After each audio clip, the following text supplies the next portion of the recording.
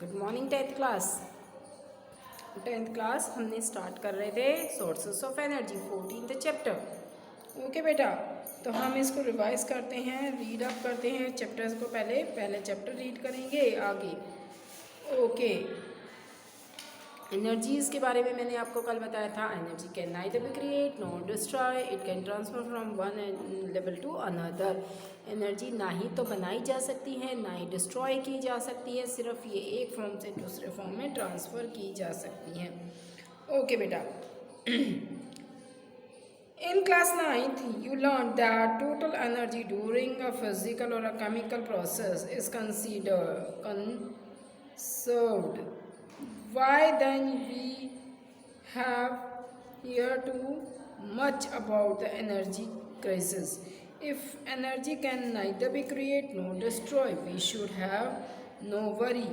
We should be able to perform endless activities without thinking about energy resources हमें चिंता करने की ज़रूरत नहीं है कि एनर्जी ख़त्म हो जाती है। एनर्जी ख़त्म कभी भी नहीं होती। एनर्जी एक फॉर्म से दूसरे फॉर्म में चेंज हो सकती है।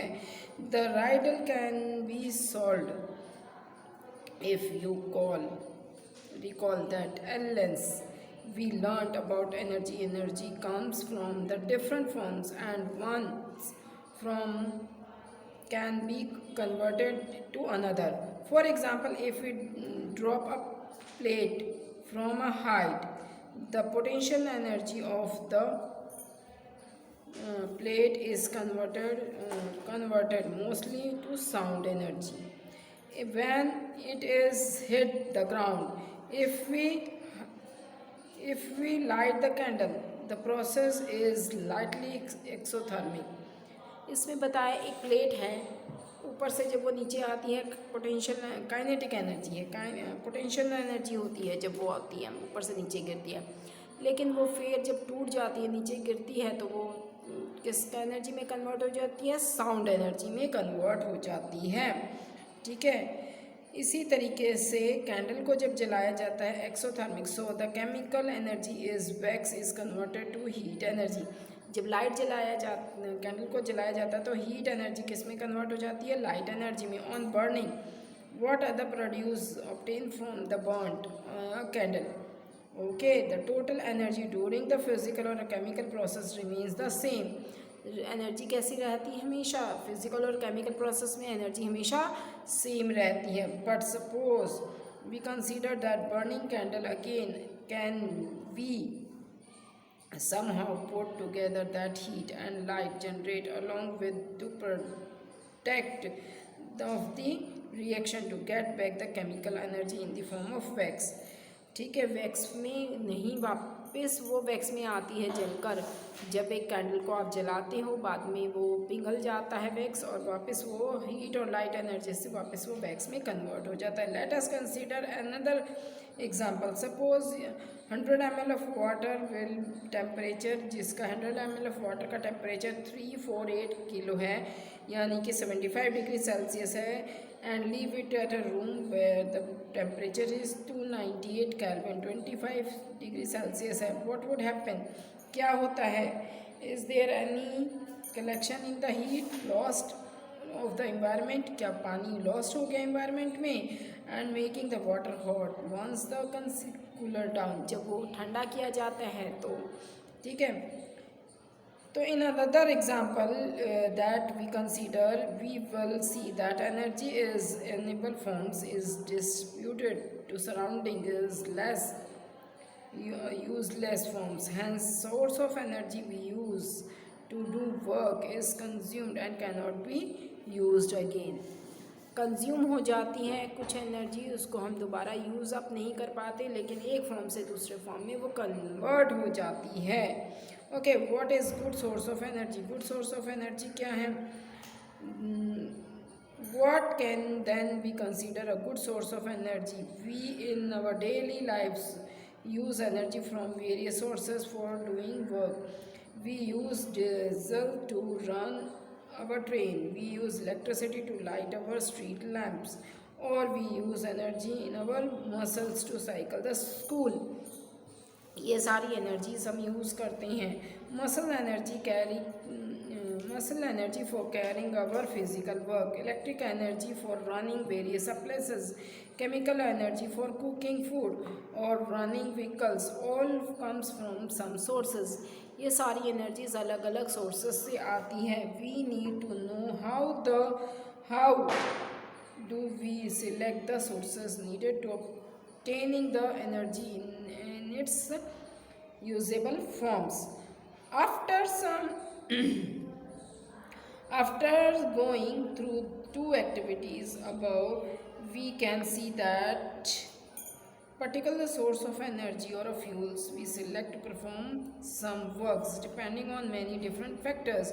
For example, by selecting a fuels, we would ask themselves the following question. हम अपने आप से कुछ क्वेश्चंस करके देखते हैं. How many heat does it release on burning. कोई चीज़ हम जलाते हैं, कोई कोयला वगैरह या कोई चीज़ जलाते हैं हम, तो हमने कितनी एनर्जी उससे मिली है बर्निंग होने पे. Does it produce a lot of smoke. क्या उसमें से बहुत सारा स्मोक निकलता है जब आप कोई चीज़ जलाए हैं तो. Is it easily available. क्या वो आपको ईज़िली मिल भी जाता है.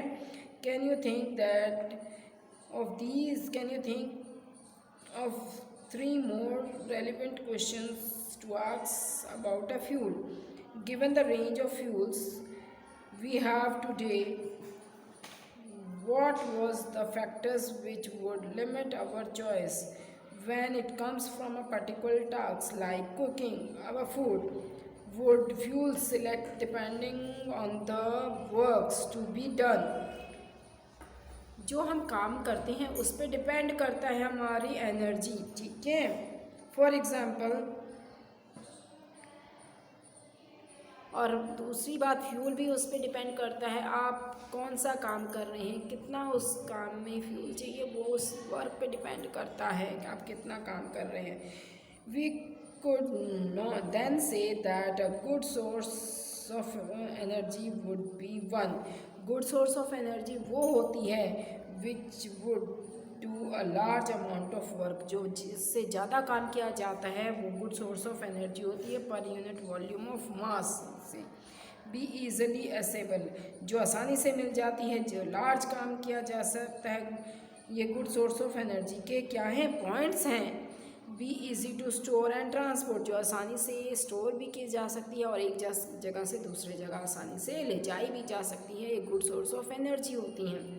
परहैप्स मोस्ट इम्पॉर्टेंट और इकोनॉमिकली, जो जिससे ज़्यादा से ज़्यादा काम लिया जा सकता है, जो हमारे ज़्यादा काम आ सकते हैं और इकोनॉमिकली आपको आसानी से वो मिल जाते हैं, उसमें ज़्यादा लागत भी नहीं लगती. तो ऐसे जो पॉइंट्स जिसमें होते हैं गुड सोर्स ऑफ एनर्जी कहलाते हैं. कन्वीनियंटल सोर्स ऑफ एनर्जी. जो कन्वीनियंटल सोर्स ऑफ एनर्जी होता है फॉसिल फ्यूल्स होते हैं. ठीक है. फॉसिल फ्यूल्स हैं, यहाँ पे थर्मल पावर प्लांट है, हाइड्रो पावर प्लांट है, ये कुछ है कन्वेंशनल सोर्स ऑफ एनर्जी है जो आपको ईज़िली मिल जाती हैं. कन्वेंशनल सोर्स ऑफ एनर्जी है. In ancient time wood as the most common source of heat energy. Wood पहले के समय में वुड जो है कॉमन सोर्स ऑफ एनर्जी होता है था. The energy of flowing water and wind was also use for limited activities. लेकिन बहता हुआ पानी और चलती हुई हवा से कुछ लिमिटेड एक्टिविटीज़ की जा सकती थी. ठीक है. Can you think of some of these uses. क्या आप इनके और भी यूजेस बता सकते हैं. The explanation of coal as a source of energy made the individual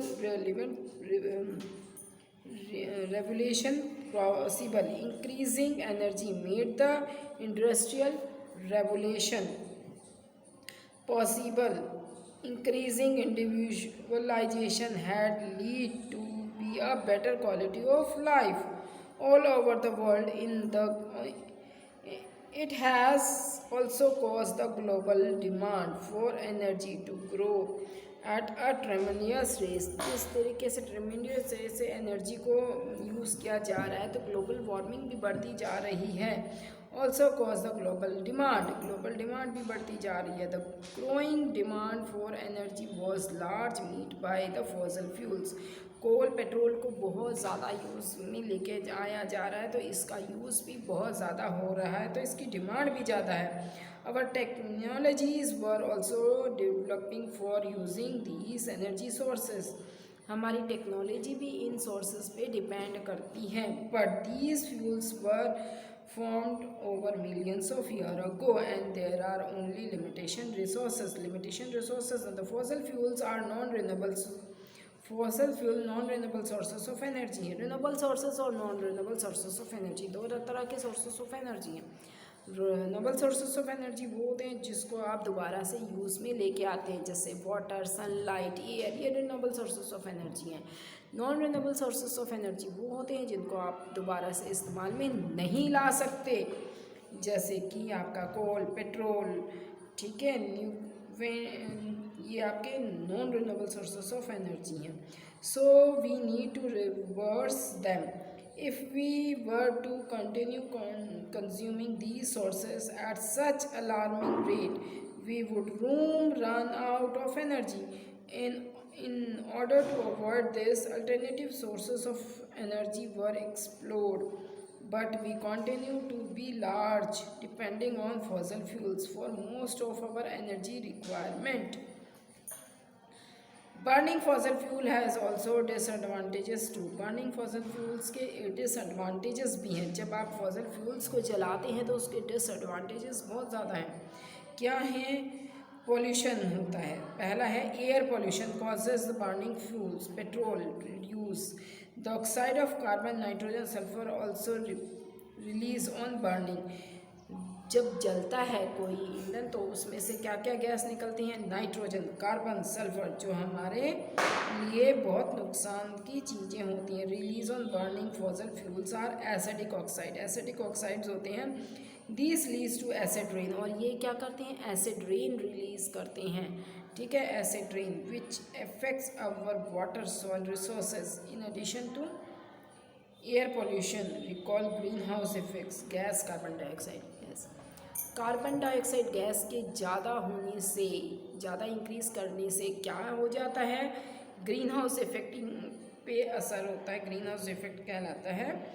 और आप के ये जो हैं कार्बन डाइऑक्साइड, नाइट्रोजन और सल्फर गैस, जब आप पॉल्यूशन होता है, ज़्यादा फ्यूल्स को बर्न किया जाता है तो गैस रिलीज होती है जो हमारे क्या करती हैं? एसिड रेन जो रिस्पॉन्सिबल होते हैं इनके लिए। Okay, the pollution cause by burning fossil fuel can be somewhat reduce the increasing of efficient of the combustion process and using various techniques to reduce the escape of harmful gases and ashes into the surrounding में ashes वगैरह release होती हैं। besides being used directly for various purposes in gas stoves and vehicles. Do you know fossil fuels are the major fuels used for generate electricity? Fossil fuels को ज़्यादातर use किया जाता है electricity generate करने के लिए। Let us produce some electricity at our own small plant in class and see favorite forms of energy, ठीक है। ओके, देखिए एक एक्टिविटी बताई गई है यहाँ पर, ये देखिए, ये वाली, ये देखिए बेटा, इसमें क्या हुआ? इसको फॉसल फ्यूल से इसमें हीट प्रोड्यूस की गई कुकर में, तो फिर ये क्या हुआ? इसकी वेसल हुई और स्टीम प्रोड्यूस हुई। स्टीम प्रोड्यूस होने से यहाँ पे फ़ैन है, ये टर्बाइन है, ये टर्न हुआ और डायनामो में ये क्या हो गया? सारा इकट्ठा होता चला गया ये स्टीम और एनर्जी इसकी, और यहाँ एनर्जी जब हुई तो उससे फिर क्या है? इलेक्ट्रिसिटी प्रोड्यूस हो रही है। तो ये एक एक्टिविटी है, दिखाई गई है आपको, ठीक है। फिगर 4.2 में थर्मो इलेक्ट्रिक प्रोडक्शन करी गई है कि किस तरीके से हीट से प्रेशर कुकर में स्टीम प्रोड्यूस हुई, उसने टर्न की बॉल्स टरबाइंस को, फिर डायनोमे में वो सारी की सारी इकट्ठी हुई और उसके बाद जाके बल्ब ग्लो कर गया। This is our turbine to generate electricity. इस तरह से हमारी टरबाइन इलेक्ट्रिसिटी को जनरेट करती हैं। This simplest turbines has one moving part, a rotor blade assemble the moving fluids cast on the blades to spin them and impart energy to the rotor. Thus we see that basically we need to move the fan, the rotor blades with the spread which would turn the shaft of the dynamo and convert to the mechanical energy into electrical energy. Mechanical energy को किस में convert किया जाता है? Electrical energy में, blade को घुमाकर, ठीक है। Two forms which become necessary today, the various way in which this can be done depending upon availability of resources. We will see how various sources of energy can be harnessed to run the turbine and generate electricity in the following section. Following section में किस तरह से electricity generate की गई है ये बताया गया है आपको। नेक्स्ट है थर्मो पावर प्लांट। ये था फॉसिल फ्यूल से भी आप जनरेट कर सकते हैं इलेक्ट्रिसिटी, अब था thermo power plant. Thermo power plant में large amount of fossil fuels are burned every day in a power station. Power station में बहुत ज़्यादा एनर्जी फ्यूल फॉसिल फ्यूल्स को जलाया जाता है, ठीक है, to heat up water, to produce steam and further run to turbine the generate electricity. Heat produce की जाती है ताकि क्या हो, टरबाइन घूमे और इलेक्ट्रिसिटी प्रोड्यूस हो। This transition electricity is more efficient than the transporting coal and petrol over the same distance. Coal और पेट्रोलियम को जलाने से अच्छा ये वाला सबसे अच्छा ही तरीका बताया गया है लंबे लंबे डिस्टेंस पे थर्मल पावर प्लांट में। Therefore many thermal power plant are set up near coal and oil fields. जहाँ ऑयल फील्ड्स वगैरह हैं वहाँ पर थर्मल पावर प्लांट आपको देखने को मिलेगा। The term thermal power plant is use since fuel is burn to produce heat energy which is converted into electrical energy.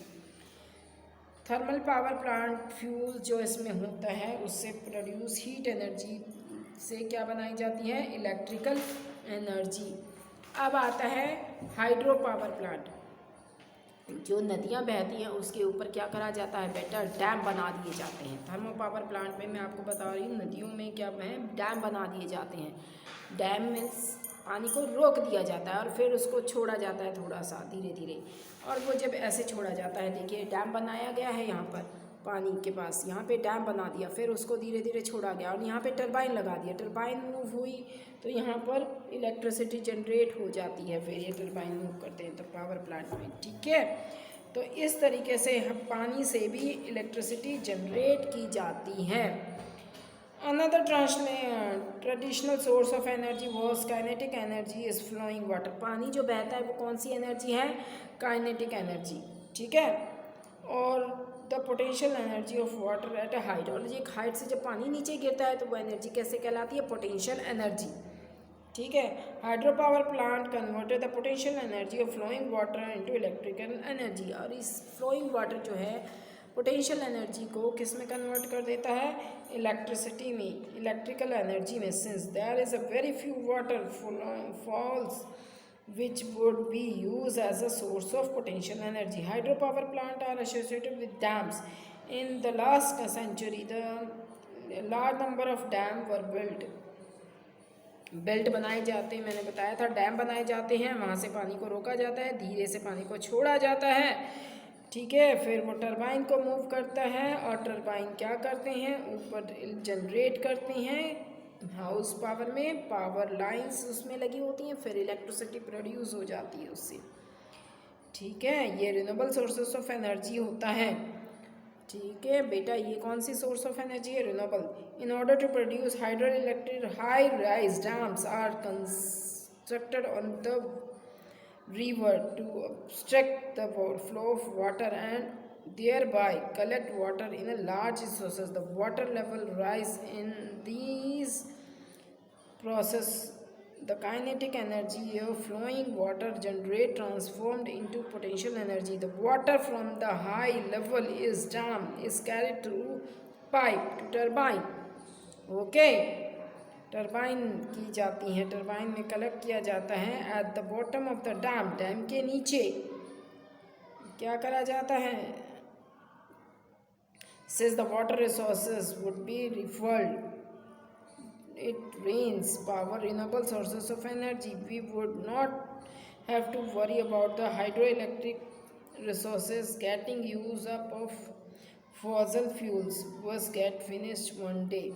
अब ये फॉसल फ्यूल्स जो है, कुछ फॉसल फ्यूल्स ऐसे हैं एक समय के बाद वो ख़त्म हो जाते हैं, लेकिन ये वाला फॉसल फ्यूल जो है हाइड्रो इलेक्ट्रिक पावर प्लांट का है, ये ख़त्म नहीं होता, पानी बहता रहता है और उससे हम इलेक्ट्रिसिटी जनरेट करते हैं, तो उसको हम यूज़ अप कर सकते हैं। ये non renewable sources of energy है, ठीक है। But construction of big dams have considered problem associated with it.